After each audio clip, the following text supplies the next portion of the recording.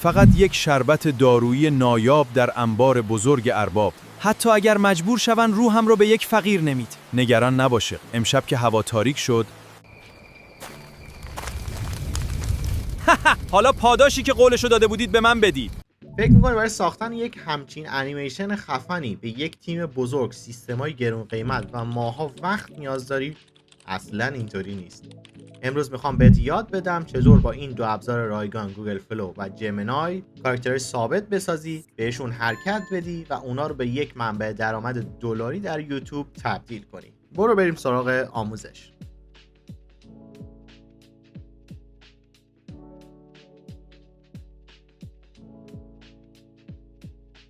قدم اولمون مثل همیشه هوش مصنوعی، حالا جمینای یا چت جی پی تی. من اینجا از جمینای استفاده کردم. یک سری پرامپت رو از قبل براتون آماده کردم. این پرامپت ها شامل دستورات و فرمولا و قوانین خاصیه که میشه پرامپت ها دقیق تر کار کنه. لینک دانلودش رو براتون توی دیسکریپشن میذارم، همینطور توی کانال تلگرام هست. میریم سراغ پرامپت شماره 1. فقط کافیه پرامپت رو کپی کنید، بیاین در جمینای اونو پیستش کنید.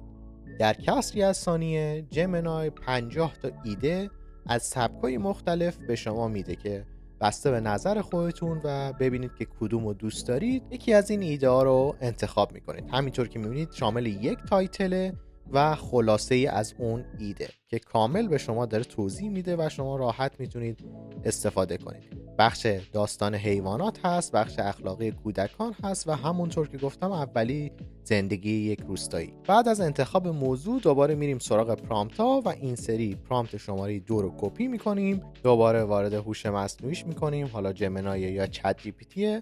تنها فرقش اینه که من یک جا برای عنوان داستانتون در بالای پرامپت گذاشتم. شما میرید سراغ موضوعی که انتخاب کردید، عنوانش رو کپی میکنید و در اون قسمت مخصوص پیستش میکنید. به همین راحتی. با این کار پرامپت دقیقاً میره سر موضوعی که شما انتخابش کردید.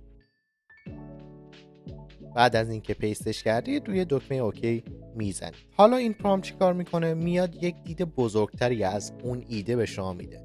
سکانس بندی ها رو انجام داده، تایم بندی هاش رو همینطور و تایتل سکانس ها و یه توضیحات خاصی، حالا تصویرش چجوری باشه، اینجوری بگم یک نمای کلی از داستان رو بهتون میده. خب اینم از این.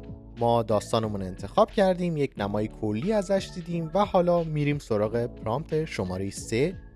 اونم کپی میکنیم، دوباره وارد جمینای میشیم و پیستش رو انجام میدیم. این یکی دستور چیکار میکنه؟ این میاد از جمینای میخواد حالا بر اساس اون صحنه بندیایی که بالا مشخص کرد یک پرامپت ساخت ویدیو و همونطور دیالوگ و صدای مربوط به اون سکانس رو براتون بده. یک نتیجه گیری کنیم تا الان. شما الان داستانتون رو دارید، پرامپت ساخت ویدیو رو دارید و همینطور دیالوگای مربوط به شخصیت این داستان.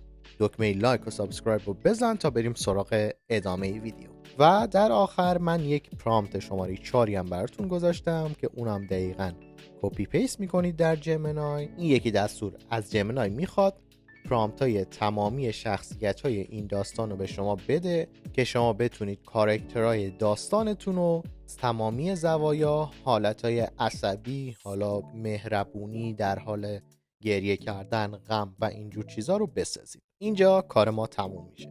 میریم سراغ مرحله بعد که گوگل فلوه.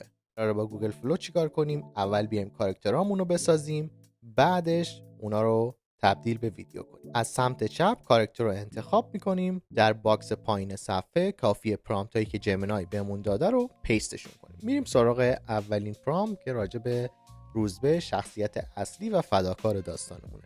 پرامپتش رو کپی میکنیم، برمیگردیم به گوگل فلو و اینجا پیستش میکنیم. همینطور که میبینید 2 تا مدل ساخت تصویر داریم که همون نانا بنانه 2 رو انتخاب میکنم.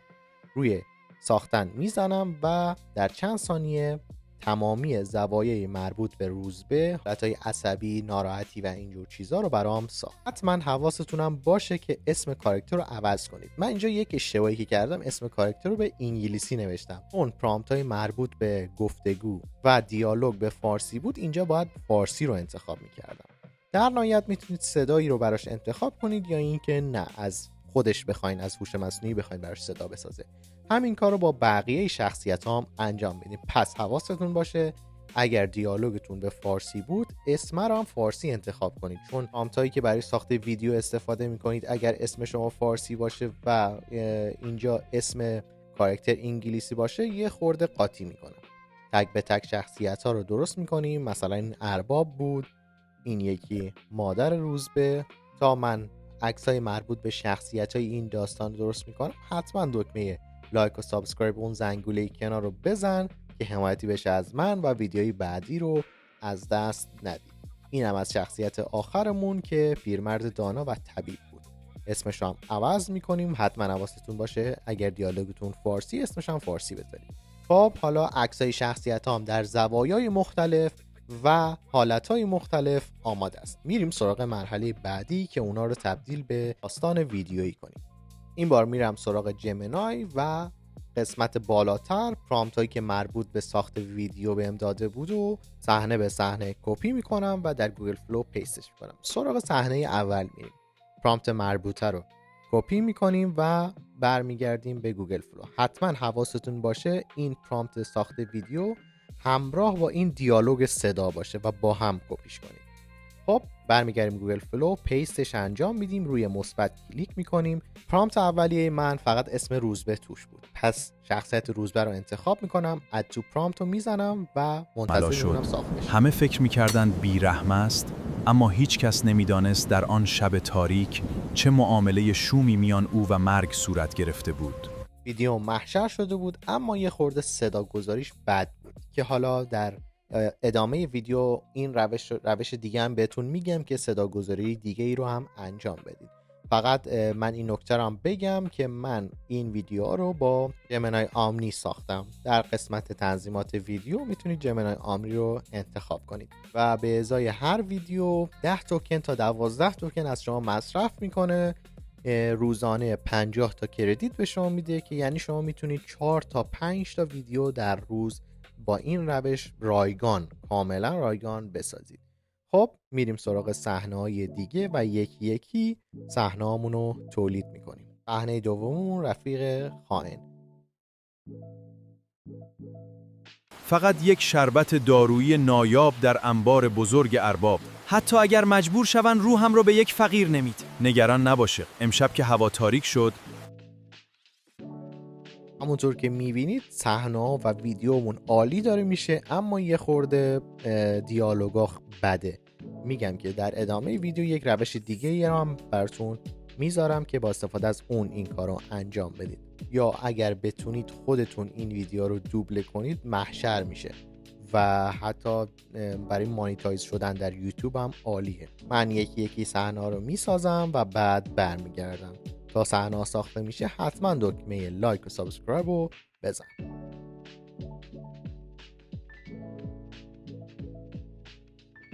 خب حالا صحنه هم آماده شد، کافیه روی دانلود کلیک کنیم و اونها رو ذخیره کنیم.